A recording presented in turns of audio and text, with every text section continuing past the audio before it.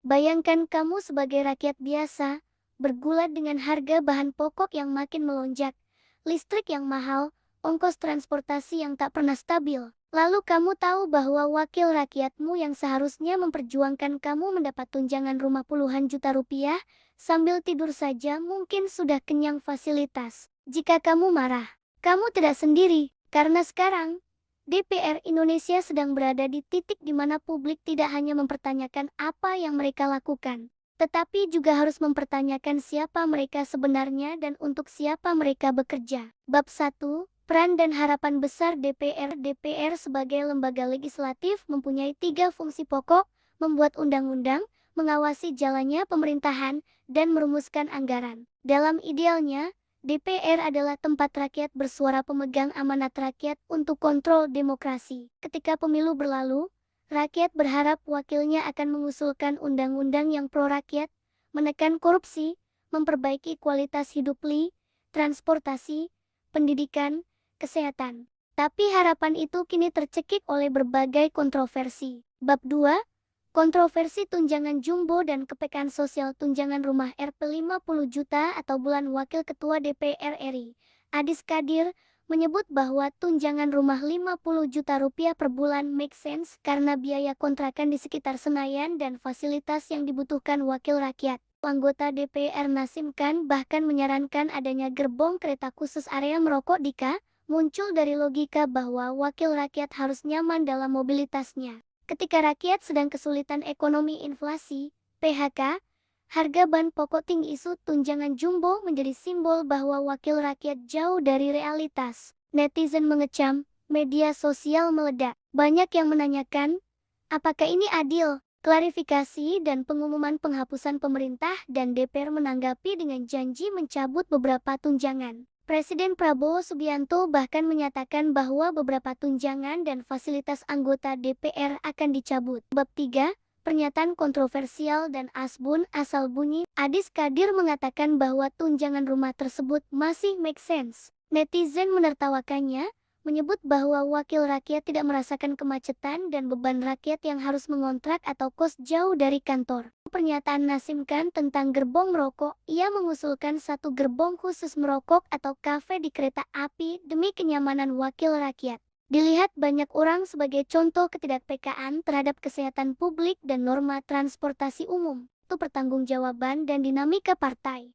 Karena tekanan publik, ada anggota DPR dari Nasdem dan PAN yang dinonaktifkan dari kursi DPR akibat pernyataan yang dianggap menyinggung publik. Bab 4, Joget di sidang dan etika lembaga. Joget di ruang sidang tahunan. Pada satu sidang resmi DPR atau MPR, muncul video viral anggota DPR yang berjoget di ruang sidang momen resmi negara setelah pidato. Masyarakat menilai itu tidak pantas. Ruang sidang dianggap tempat yang sakral. Banyak pihak mengatakan bahwa perilaku ini merusak citra lembaga legislatif.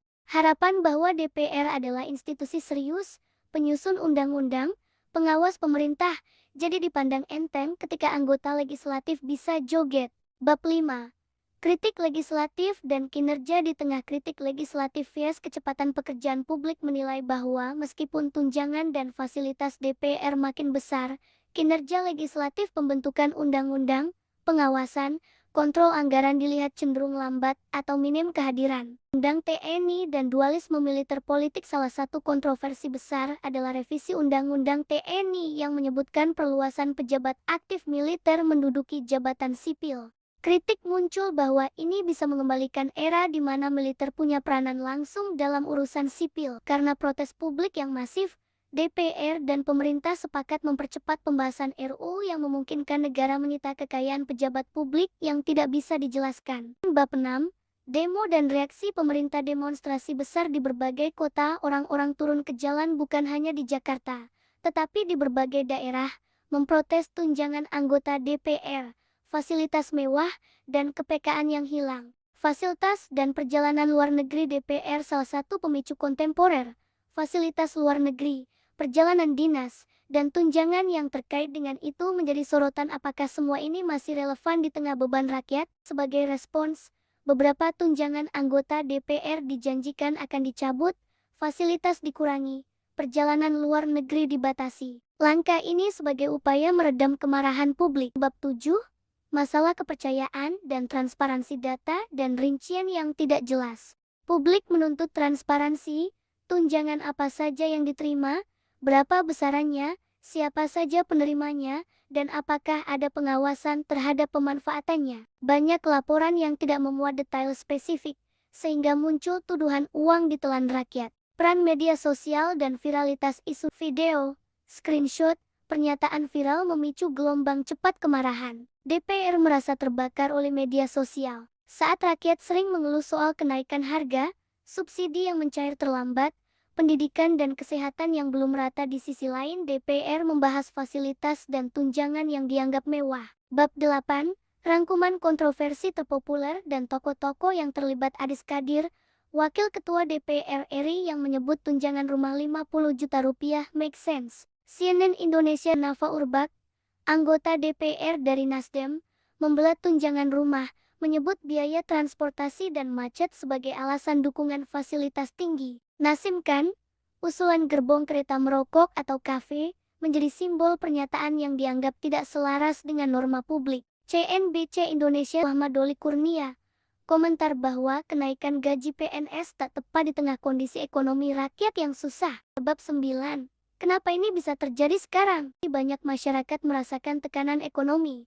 Harga barang naik, daya beli turun, subsidi terbatas. Situasi makin sensitif terhadap segala bentuk istimewaan pejabat publik. Akses media sosial membuat informasi tersebar cepat.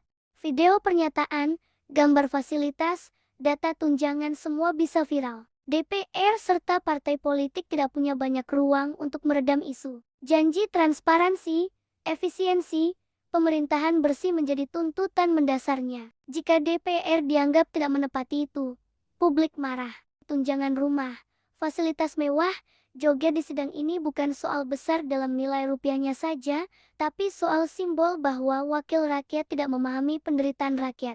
Bab 10, potensi dampak dan risiko bagi DPR. Jika DPR dianggap hanya mengejar fasilitas, bukan kinerja, kepercayaan rakyat bisa hancur. Pemilu berikutnya bisa jadi lebih sulit bagi banyak anggota DPR. Tuntutan reformasi. Ada suara mendorong agar aturan tentang tunjangan, fasilitas, dan transparansi DPR diperketat. RUU aset tidak wajar, pengawasan publik, hingga kode etik yang lebih jelas. Jika respons lambat atau terkesan mengulur, kemarahan publik bisa meluas ke demonstrasi besar, bahkan menimbulkan krisis politik. DPR mungkin akan mengubah undang-undang terkait fasilitas anggota, tunjangan, bahkan aturan rapat di luar gedung DPR, contoh hotel, agar tidak terlihat boros atau tidak transparan. Bab 11, beberapa respons dan upaya DPR. Pemerintah Presiden mengumumkan penghapusan atau pengurangan tunjangan luar negeri dan fasilitas tertentu. DPR partai-partai sepakat untuk membatasi hak istimewa. Salah satu tuntutan publik, negara bisa menyita harta pejabat yang tidak bisa dijelaskan. Kini DPR dan pemerintah menyepakati untuk mempercepat RUU ini. Ada dorongan agar DPR lebih membuka data internal, termasuk detail tunjangan, daftar kehadiran, outcome legislasi apa yang telah dilakukan anggota DPR untuk rakyat. Bab 12, apakah ini sekadar krisis sementara? Protes, kritik, dan tekanan publik memang menjadi ciri demokrasi yang hidup. DPR yang responsif bisa memperbaiki citranya. Banyak yang mengatakan bahwa masalah ini bukan hanya persoalan individu atau partai, tapi sistem kelembagaan, aturan gaji dan tunjangan, budaya transparansi yang masih lemah, dan mekanisme pengawasan publik yang kurang kuat. Jika DPR bersikap terbuka, mendengarkan rakyat, memperbaiki regulasi, mengurangi fasilitas yang tidak perlu, dan menunjukkan kerja nyata, ini bisa menjadi momentum reformasi keras yang memperkuat demokrasi. Bab 13, simpul misteri dan pertanyaan terbuka. Apakah seluruh anggota DPR setuju dengan tunjangan-tunjangan ini?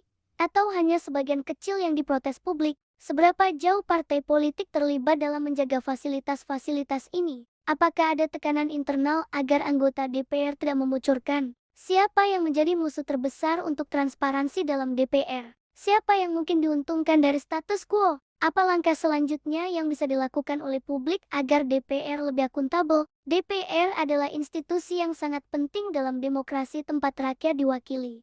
tempat kebijakan yang menentukan hidup jutaan orang diambil. Ketika institusi sebesar DPR kehilangan kepercayaan rakyat, demokrasi akan goyah. Isu tunjangan, fasilitas, pernyataan kontroversial. Semua bukan hanya soal duit. Ini soal keadilan, soal kepekaan moral, soal etika wakil rakyat terhadap rakyatnya sendiri. Jika kamu merasa rakyat harus tahu lebih banyak tentang apa yang DPR lakukan dan tidak lakukan. Jika kamu ingin kita membongkar lagi persoalan legislasi, proses rapat, penggunaan anggaran, dan siapa yang menolak transparansi. Subscribe sekarang, aktifkan notifikasi, dan bagikan video ini ke teman, keluarga, atau tetangga yang perlu tahu, karena suara kita adalah kekuatan.